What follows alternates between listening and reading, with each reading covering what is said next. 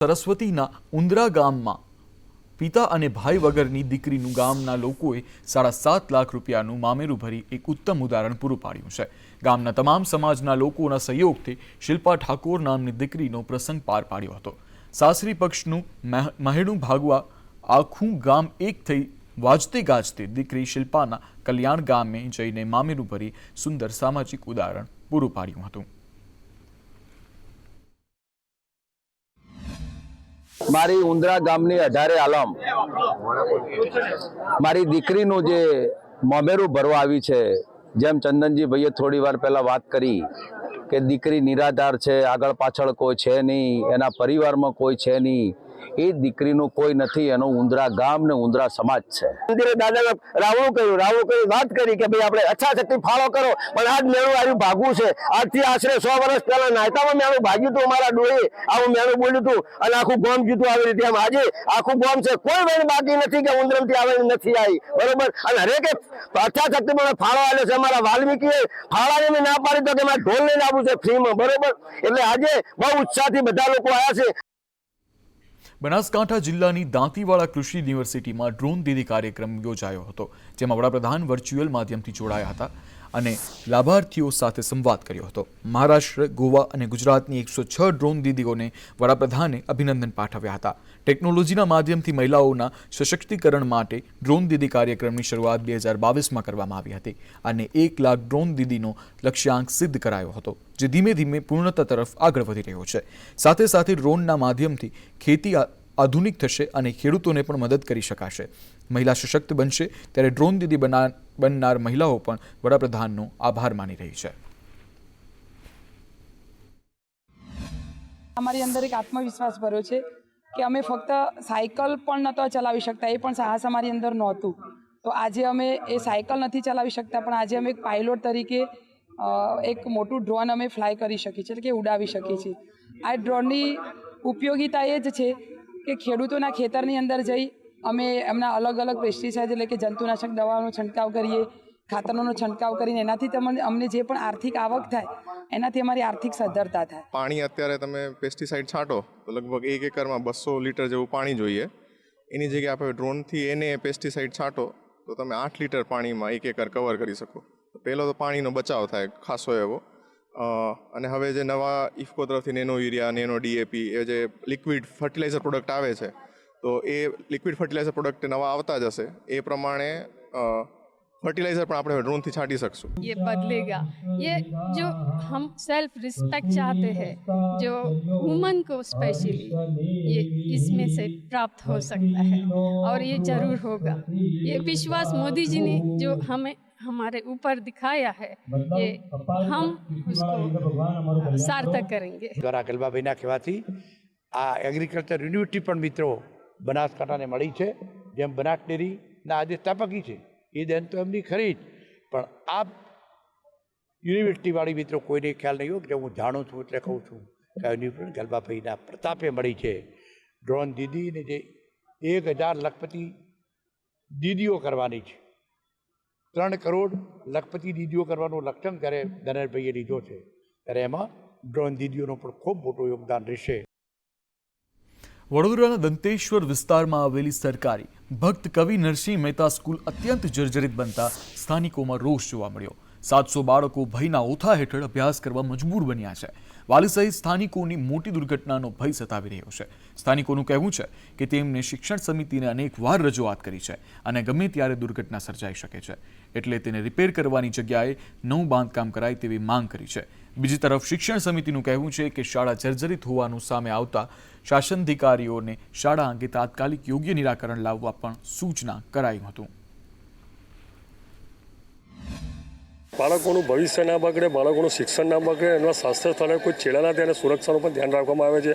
ભક્ત કવિ નરસિંહ મહેતા શાળામાં ચારે બાજુથી રિપેરિંગની જરૂરિયાત હોય, વેકેશનમાં જ આ કામ કરી શકું છું, છતાં પણ જે પ્રાયોગિક ધોરણે જે બી કામકાજ કરવાનું હોય તાત્કાલિક શાસનાધિકારીને સૂચના આપેલી છે અને ટૂંક જ સમયમાં કામકાજ શરૂ કરીને શાળાને નવીનીકરણ કરીને સર્વ શિક્ષા અભિયાન હેઠળ શાળાનું નવી બાંધકામ થાય એના માટેના અમારા તમામ પ્રયત્નો રહેશે। પૈસા આ બધું જર્જરિત થઈ રહ્યા છે, સ્કૂલ પડી જાય એવી જ છે, અને છોકરાઓ ભણે તે એમના ભવિ ખતરામાં ભણી રહ્યા છે, પણ શિક્ષકો એના જે પ્રિન્સિપાલ સાહેબ એ લોકો એમને કંઈક જાણમાં રહેતા નથી અને એમાં 2-3 વાર અમે બી કમ્પ્લેન આપી છે સાહેબ, પણ આવું કોઈ એ નથી કર્યું. આ તો અમે આટલી કમ્પ્લેન આપીને આટલું થયા છે એટલે બધા વિડીયોવાળા બધા અહીંયા આવે છે ને બધું જોઈ જાય છે ને તપાસ કરી જાય છે એટલે કામગીરી ચાલુ થઈ ગઈ છે. આ તો ગમે ત્યારે ખરી પડે એટલે સરકારે ગમે ત્યાં રીતે કોર્પોરેશને સારામાં સારા સિવિલ એન્જિનિયરો એમને ભરતી કરીને પહેલાં તો આનું ઓડિટ કરાવવું જોઈએ કે ભાઈ પરિસ્થિતિ કેવી છે અને પછી એના પછી સ્કૂલ ચાલુ રાખવી જોઈએ. ઘણા સમયથી આ જર્જરી હાલતમાં છે. ખરેખર આ પાલિકાના નિષ્ફળ શિક્ષણ સમિતિ છે એમના ઘણા સમયથી રજૂઆત કરેલી, પણ આ નિષ્કાળજીના લીધે આ બધી હાલત થઈ છે. એને રિપેર કરવાથી કોઈ ફાયદો નથી અને આ એક વાલીઓ અને વિદ્યાર્થી માટે એક ગંભીર પ્રશ્ન છે અને અકસ્માત બની શકે એવું શક્યતા લાગી રહ્યું છે. વિરમગામમાં ટેકાના ભાવે ડાંગર ખરીદી બાદ છેલ્લા 6 મહિનાથી ખેડૂતોને રૂપિયા ન મળતા રોષ જોવા મળ્યો છે. નળકાંઠાના ખેડૂતોએ મામલતદાર અને નાયબ કલેક્ટરને આવેદનપત્ર આપી રજૂઆત કરી છે. ડાંગરના રૂપિયા ના મળતા ખેડૂતો આર્થિક સંકટમાં ફસાયા છે. ડાંગરના નાણાં ન ચૂકવાય તો ખેડૂતોએ આંદોલનની ચીમકી પણ ઉચ્ચારી છે. ટેકાના ભાવે સરકારે ગાઈડલાઈન બહાર પાડી હતી, એમાં ટેકાના ભાવે ડાંગર નાખી ખરી, પણ અમારું પેમેન્ટ હજુ 80% ખેડૂતનું આવ્યું નથી. એટલે અમે મામલતદાર સાહેબને અને નાયબ કલેક્ટર સાહેબને અમે આવેદનપત્ર આપ્યું છે. એટલે લગભગ 20% ખેડૂતને આવ્યા પૈસા અને 80% ખેડૂતને પૈસા બાકી છે અને કોઈ જવાબ આપતું નથી. લગભગ અમારા 4 માસ થયા પણ હજુ એક પણ રૂપિયો આવ્યો નથી. અમારા ઘરે પોતાના અમારા છોકરાના લગ્ન છે. અમારા આજુબાજુ ગામમાં, મારા ગામમાં લગભગ તુલેટા ગામમાં 4 કરોડ રૂપિયાની ડાંગર નાખીએ પણ હજુ કોઈ છતાં અમે લગભગ 25% ખાધા. અમદાવાદ, સાબરમતી અને આજે વિરમગામમાં પ્રાંત સાહેબને અને મામલત સાહેબને આવેદનપત્ર આપ્યું છે અને એ પ્રમાણે એટલે અમારા પૈસા વહેલી તક આવે એવું સાહેબને અમે નમ્ર વિનંતી કરી છે. લોકસભા ચૂંટણી પહેલા આંગણવાડી કાર્યકરો મેદાને ઉતર્યા છે. આશા એન્ડ હેલ્થ વર્કર યુનિયન આંદોલનના માર્ગે ઉતરી છે. પોલીસ મંજૂરી ન હોવા છતાં બહેનો મોટી સંખ્યામાં એકઠી થઈ લઘુત્તમ વેતન, ફિક્સ પગાર આપવાની માંગ, ડિજિટલ કામગીરી માટે નવા મોબાઈલો આપવા માંગણી, માંદગી અને વેકેશનની રજામાં પણ વધારો કરવા માટે બહેનોની માંગ છે. ગુજરાતમાં પણ અમારી ઘણા ટાઈમથી માંગણીઓ માટેની લડત ચાલુ છે. આજની પરિસ્થિતિ એવી છે કે સરકાર પાસે અમે ઘણા લેટરો લખ્યા છે, આવેદનપત્રો આપ્યા છે, અમદાવાદમાં પણ રેલીઓ કરી છે, જેલભરો પણ કર્યા છે, ધરપકડ પણ વરી છે, તમામ કાર્યક્રમો કર્યા, તેમ છતાં પણ સરકાર આજે એક પણ બેઠક કરવા માટે પણ તૈયાર નથી, અમારા સવાલો સાંભળવા માટે પણ તૈયાર નથી. આજે પણ અમે ગાંધીનગરની અંદર એક અઠવાડિયાથી પરમિશન માટે અરજી આપેલી હતી, તેમ છતાં અમને પરમિશન આપવામાં આવી નથી. એ ખૂબ શરમજનક વાત છે.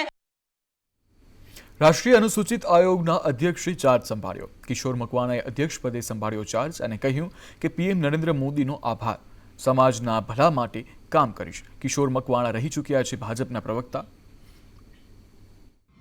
મુખ્ય જે લક્ષ્ય છે કે દેશનો જે અનુસૂચિત જાતિ સમાજ છે એને ન્યાય મળે, એના હિતોનું રક્ષણ થાય, સાથે સાથે એ આર્થિક સામાજિક રીતે પણ આગળ વધે, એ મુખ્ય લક્ષ્ય રહેશે મારું.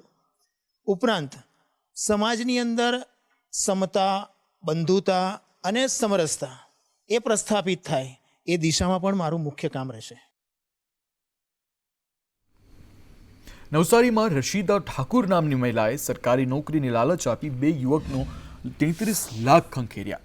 મહિલા નારી સેવા સમિતિની અધ્યક્ષ અને સમાજ સેવિકા હોવાનો દાવો કરતી હતી. મહિલાએ વિપિનને રેલવે વિભાગમાં બુકિંગ ક્લાર્ક તરીકે સરકારી નોકરી આપવાની લાલચ આપી હતી. વિપિનને વોટ્સએપ પર રેલવે વિભાગનું આઈ કાર્ડ પણ ઠગ ટોળકીએ મોકલી આપ્યું હતું. આઈ કાર્ડ જોઈ વિપિનના મિત્ર અભિષેક પટેલ પણ આ ઠગ ટોળકીના ઝાંસામાં આવી ગયો. અભિષેકે પણ 16 લાખથી વધુ રૂપિયા આપી દીધા અને બંને યુવાનોને દિલ્હી બોલાવી આનંદ વિહાર રેલવે સ્ટેશન ઉપર લઈ જઈ ટ્રેનિંગ આપવાનું તરકટ પણ રચ્યું હતું અને બંને યુવાનોને રેલવે વિભાગના સહી સિક્કાવાળા નિમણૂક પત્ર ઉપર સહી પણ કરાવી. ટ્રેનિંગ પૂર્ણ કરી પરત આવેલા વિપિન અને અભિષેક રેલવે વિભાગની ફરજ ઉપર જવા માટે ફોન આવે તેની રાહ જોઈ રહ્યા હતા, પરંતુ કોઈ ફોન આવ્યો નહીં. આખરે બંને યુવાનોને છેતરાયા હોવાનો અહેસાસ થતાં પોલીસ મથકે ફરિયાદ નોંધાવી, જેને લઈ પોલીસે રશીદા ઠાકુર સહિત કુલ 6 ઇસમો સામે ગુનો નોંધી તપાસ હાથ ધરી છે. આરોપીઓને રેલવેઝની અંદર સરકારી નોકરી આપવાના બહાને આ ફરિયાદી તરફથી 31.47 લાખ રૂપિયા લઈ લીધેલા હતા અને તે બાબતનું ચીટિંગ અને ફ્રોડની આ એફઆઈઆર દાખલ કરવામાં આવી છે. રેલવે ડિપાર્ટમેન્ટ છોડીને હું તમને બીજા ડિપાર્ટમેન્ટમાં કરી દઉં. આ રીતના આ બધું પ્રોસેસમાં મતલબ 2-2.5 વર્ષ થઈ ગયા હતા. મેં શોર્ટમાં કહેતો છું. તો એ રીતના થયું તો અમને ડાઉટ ગયો. તમે કીધું સર અમને પૈસા આપી દો રિફંડ, અમે આગળ કંઈ નથી કરવું એમ. તો એમણે કીધું તમે આવો ચેક લઈ જાઓ. મેં કીધું અમે તમને એકાઉન્ટમાં ટ્રાન્સફર કર્યા તો તમે બી અમને એકાઉન્ટમાં ટ્રાન્સફર કરો. પછી મેં 2-1 દિવસ રાહ જોયો, પછી એમનો કોઈ રિસ્પોન્સ નહીં. ફોન કરું, ફોન નહીં ઉચકે. લગભગ ઘણા દિવસ નીકળી ગયા. પછી મને ડાઉટ ગયો અને મેં પછી પોલીસ ચોકી ગયો. પોલીસ ચોકી જઈને મેં ત્યાં કમ્પ્લેન નોંધાવી. આગળ સમાચાર તાપીથી. તાપીમાં બોર્ડની વિદ્યાર્થીનીઓને નડ્યો અકસ્માત. ધોરણ 12ની વિદ્યાર્થીનીઓ ભરેલી વાનના અકસ્માતમાં ફસાઈ. માંડલ ગામની 15થી વધારે વિદ્યાર્થીઓનો અકસ્માત. વ્યારા સેન્ટર ઉપર પરીક્ષા આપવા જતી વખતે અકસ્માત. એક વિદ્યાર્થીનીને ઈજા થતાં હોસ્પિટલ ખસેડાઈ છે.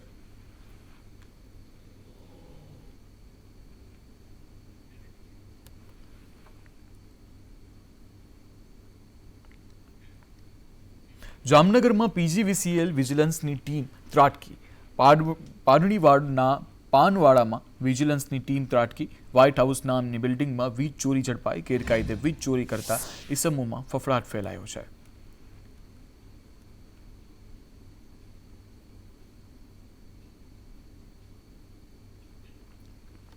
સંદેશ ન્યૂઝના અહેવાલ બાદ ભાજપની કૌભાંડીઓ સામે કાર્યવાહી કરવામાં આવી. ભાજપના 2 મહિલા કોર્પોરેટરના પતિએ કૌભાંડ આચર્યું હતું. કોર્પોરેટર દેવુબેન સામે આવાસ નોકરીમાં ભરતીના આક્ષેપ. શહેર ભાજપ દ્વારા વોર્ડ નંબર 5 અને 6ના કોર્પોરેટરની હકલપટ્ટી કરવામાં આવી. દેવુબેન જાદવ અને વજીબેન સામે કાર્યવાહી કરવામાં આવી. શહેર ભાજપ પ્રમુખ મુકેશ દોશીએ રાજીનામું લીધું. બંનેને પક્ષના કાર્યક્રમોમાં પ્રવેશ ઉપર પણ પ્રતિબંધ મૂકવામાં આવ્યા છે. જ્યાં સુધી તપાસ રિપોર્ટ ન આવે ત્યાં સુધી પ્રતિબંધ મૂકવામાં આવ્યો છે. રાજકોટ આવાસ યોજના કૌભાંડ મામલો છે આ સમગ્ર. શહેર ભાજપ દ્વારા વોર્ડ નંબર 6ના કોર્પોરેટર દેવુબેન મનસુખભાઈ જાદવ પાસેથી ચેરમેન પદનું રાજીનામું લઈ લેવામાં આવ્યું છે અને શહેર ભાજપ પ્રમુખ મુકેશ દોશી દ્વારા રાજીનામું લેવાયું છે. કોર્પોરેટર દેવુબેન જાદવના પતિ મનસુખભાઈ જાદવ સામે આવાસ તેમજ નોકરીમાં ભરતી મામલે આરોપ હતો. આ બાબતે સંદેશ ન્યૂઝના માધ્યમ દ્વારા વિડીયો વાયરલ થયા બાદ શહેર ભાજપ પ્રમુખ દ્વારા આ નિર્ણય કરવામાં આવ્યો. રાજકોટની અંદર કોર્પોરેશન દ્વારા ગોકુળનગરની અંદર જે આવાસ યોજનાનું લોકાર્પણ આનંદીબેન પટેલના હસ્તે થયું હતું, એમાં બાકી રહેલા 193 આવાસોનું જે ડ્રો કરવામાં આવ્યો એમાં ગેરરીતિ થઈ છે એવો આક્ષેપ કરવામાં આવ્યો છે. આ સંદર્ભમાં રાજકોટ મહાનગરપાલિકાના કમિશનર દ્વારા અલ્પનાબેન મિત્રાના નેતૃત્વ નીચે એક કમિટીનું ગઠબંધન પણ કરવામાં આવ્યું છે. તપાસ સમિતિનો રિપોર્ટ ન આવે ત્યાં સુધી અમારા વોર્ડ નંબર 6ના કોર્પોરેટર દેવુબેન મનસુખભાઈ જાદવ, જે કાયદો અને નિયમન સમિતિના અમારા ચેરમેન છે, એ મહાનગરપાલિકાના ચેરમેન પદેથી એમની પાસેથી રાજીનામું આજે લઈ લેવામાં આવ્યું છે. કોડીનારના ડોળાસા ગામે બેંક કર્મચારીનો આપઘાત. સોનપરા ગામે બેંક ઓફ બરોડામાં યુવક કામ કરતો હતો અને યુવકે ઝેરી દવા પી હોવાનું પ્રાથમિક તારણ આવ્યું છે અને આપઘાત કર્યો હોવાનું તારણ આવ્યું છે. યુવકના આપઘાત પાછળનું કારણ હજુ સુધી અકબંધ છે. સમગ્ર મામલે પોલીસે વધુ તપાસ હાથ ધરી છે.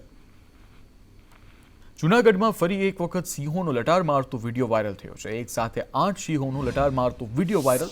સફારી પાર્ક રૂટ નંબર 2નો આ વિડીયો છે જે વાયરલ થઈ રહ્યો છે. સિંહના વિડીયોથી પ્રવાસીઓ બન્યા અભિભૂત. જૂનાગઢ સિંહ પરિવારનો વિડીયો આવ્યો સામે. સાસણગીર જંગલ વિસ્તારનો આ વિડીયો છે. સફારી પાર્ક રૂટ નંબર 2નો આ વિડીયો વાયરલ થઈ રહ્યો છે. એક સાથે 8 સિંહ જોવા મળ્યા છે. મોર્નિંગ વોક કરતા સિંહના વિડીયોથી પ્રવાસીઓ અભિભૂત થયા છે.